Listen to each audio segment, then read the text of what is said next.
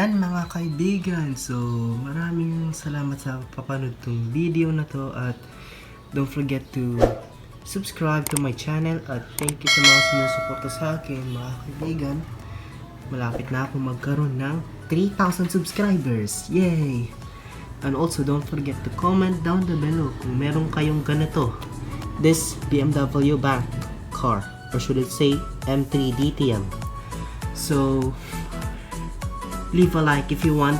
If you like this video, just use this, leave a like and don't dislike it. So yan, maraming salamat sa mga sumusuporta sa akin guys.